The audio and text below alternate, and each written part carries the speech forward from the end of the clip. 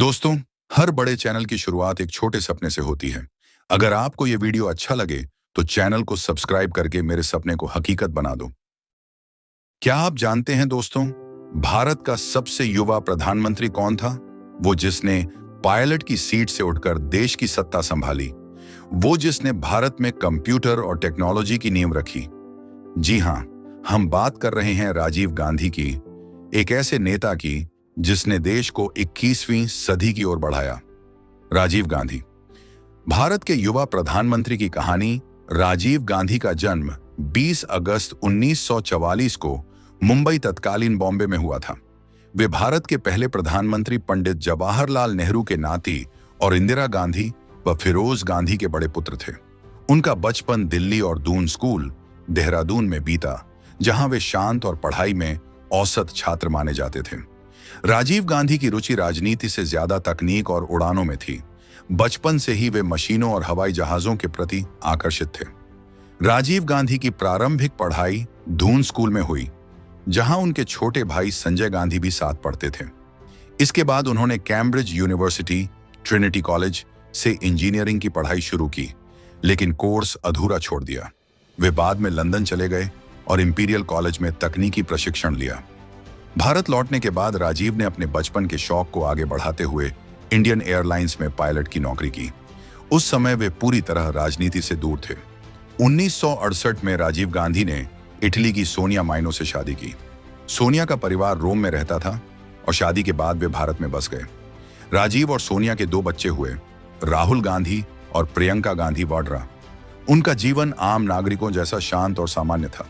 राजनीति से उनका कोई सीधा लेना देना नहीं था, जब तक कि परिवार में बड़ी घटना नहीं घटी।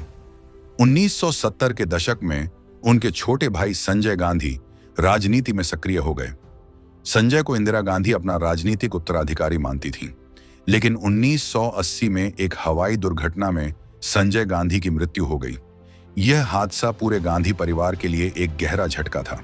इसी के बाद परिवार और कांग्रेस पार्टी ने राजीव गांधी को राजनीति में आने के लिए प्रेरित किया। राजीव गांधी ने 1981 में औपचारिक रूप से राजनीति में कदम रखा। उन्हें अमेठी सीट से लोकसभा का उम्मीदवार बनाया गया, वही सीट जो पहले संजय गांधी के पास थी। उन्होंने भारी मतों से जीत हासिल की और संसद पहुंचे। इंदिरा गांधी की सरकार में उन्होंने जल्द ही संगठन में अहम जिम्मेदारियां संभाल लीं। उनकी सादगी, शालीनता और आधुनिक सोच ने लोगों का ध्यान खींचा। 31 अक्टूबर 1984 को इंदिरा गांधी की हत्या कर दी गई। इस घटना से पूरा देश हिल गया और चारों ओर अराजकता फैल गई। इसी कठिन समय में कांग्रेस ने राजीव गांधी को प्रधानमंत्री पद की जिम्मेदारी दी। सिर्फ 40 साल की उम्र में वे भारत के सबसे युवा प्रधानमंत्री बने। उनका कार्यकाल आधुनिक भारत की दिशा तय करने वाला साबित हुआ। प्रधानमंत्री बनने के बाद राजीव गांधी ने देश में टेक्नोलॉजी और कंप्यूटर क्रांति की नींव रखी। उन्होंने टेलीकॉम, शिक्षा और विज्ञान के क्षेत्र में सुधार किए। उनकी सोच थी कि भारत को 21वीं सदी के लिए तैयार किया जाए। राजीव गांधी ने युवाओं को राजनीति और विकास की मुख्यधारा में लाने की कोशिश की।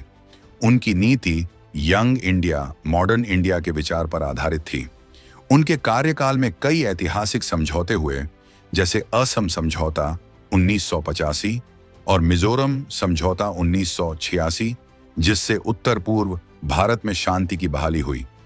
उन्होंने पंचायती राज, स्थानीय निकायों को अधिकार देना की शुरुआत की। साथ ही शिक्षा प्रणाली में नए सुधारों को बढ़ावा दिया। लेकिन उनके शासनकाल में बोफोर्स घोटाला जैसे विवाद भी सामने आए। इससे उनकी छवि पर कुछ असर पड़ा और विपक्ष ने उन पर आरोप लगाए। 1989 के आम चुनावों में कांग्रेस को हार का सामना करना पड़ा। इसके बावजूद राजीव गांधी का प्रभाव भारतीय राजनीति में कायम रहा। वे शांत और विनम्र स्वभाव के नेता थे, जिनकी दृष्टि दूरदर्शी थी। 1991 में जब देश में आम चुनाव हो रहे थे, राजीव गांधी दक्षिण भारत के चुनाव प्रचार अभियान पर निकले। 21 मई 1991 को तमिलनाडु के श्रीपेरम्बदूर में एक आत्मघाती विस्फोट में उनकी मृत्यु हो गई। हमले की जिम्मेदारी LTTE, लिबरेशन टाइगर्स ऑफ तमिलीलम नामक संगठन ने ली। इस दुखद घटना ने पूरे भारत को शोक में डाल दिया। राजीव गांधी की मौत के बाद देश में गहरा शून्य पैदा हुआ। लोगों ने उन्हें एक आधुनिक सोच वाले, शांत स्वभाव के नेता के रूप में याद किया। 1991 में उन्हें मरणोपरांत भारत रत्न से सम्मानित किया गया। उनकी सोच भारत को तकनीकी और शिक्षा के माध्यम से आगे बढ़ाना आज भी कांग्रेस पार्टी और देश के युवाओं को प्रेरित करती है। राजीव गांधी का राजनीतिक सफर भले ही छोटा रहा, लेकिन उनका प्रभाव बहुत गहरा और ऐतिहासिक था। वे उस दौर में तकनीकी क्रांति और नई सोच के प्रतीक बने। उनकी नीतियां आज भी भारत के विकास की बुनियाद मानी जाती हैं। उनका नाम हमेशा भारत के सबसे युवा और दूरदर्शी प्रधानमंत्रियों में लिया जाएगा। राजीव गांधी एक पायलट, एक नेता और एक सपनों से भरा इंसान, जिन्होंने भारत को नई दिशा दी और तकनीकी युग की शुरुआत की। उनकी कहानी केवल राजनीति की नहीं, बल्कि एक सोच की कहानी है, जो आज भी हमें आगे बढ़ने की प्रेरणा देती है।